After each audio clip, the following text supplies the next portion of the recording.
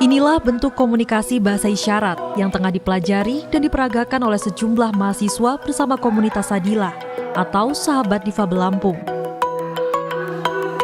Kelas bahasa isyarat yang rutin dilakukan sekali dalam sepekan ini diajarkan langsung oleh penyandang tunarungu di kawasan Jalan Tirtayasa, Sukabumi, Bandar Lampung.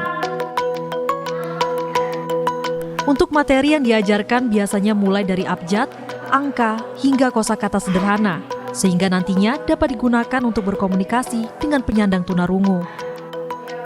Nggak banyak orang-orang luar sana yang mau paham terkait bahasa isyarat, karena kan orang itu pasti hanya kayak udahlah orang nggak bisa ngomong tuh ya udah biarin aja gitu kan. Sedangkan di sini tuh kita dituntut untuk kayak ngerti gitu loh dengan kondisi orang-orang yang nggak bisa mendengar gitu. Jadi juga kami mungkin bisa menyampaikan ilmu yang kami dapat ini ke masyarakat sekitar.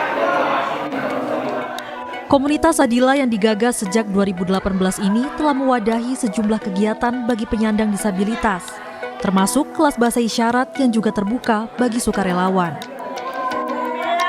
Ketua Komunitas Sadila Etik Mutmainah mengatakan, kegiatan pembelajaran bahasa isyarat ini bertujuan mencetak banyak penerjemah guna membantu para penyandang disabilitas dalam berkomunikasi. Setidaknya melalui pembelajaran bahasa isyarat ini, Sadila telah meluluskan sejumlah penerjemah yang dilibatkan langsung dalam lembaga swasta hingga pemerintahan.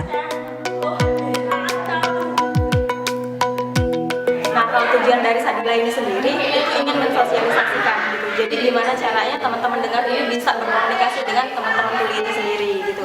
Soalnya banyak kejadian bukan cuma di kami gitu, di daerah-daerah ya, terutama di daerah-daerah itu banyak kasus-kasus yang melibatkan anak-anak tunarungu atau anak-anak tuli itu sangat kesulitan gitu. Jadi BAP-nya itu kesulitan dan kami kekurangan. Makanya kami pengen memperbanyak orang yang bisa berbahasa isyarat.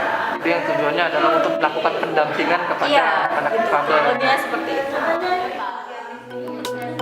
Kedepan diharapkan makin banyak orang yang peduli serta bersedia mempelajari dan mengenal bahasa isyarat agar dapat berkomunikasi dan melakukan pendampingan terhadap para penyandang tunarungu.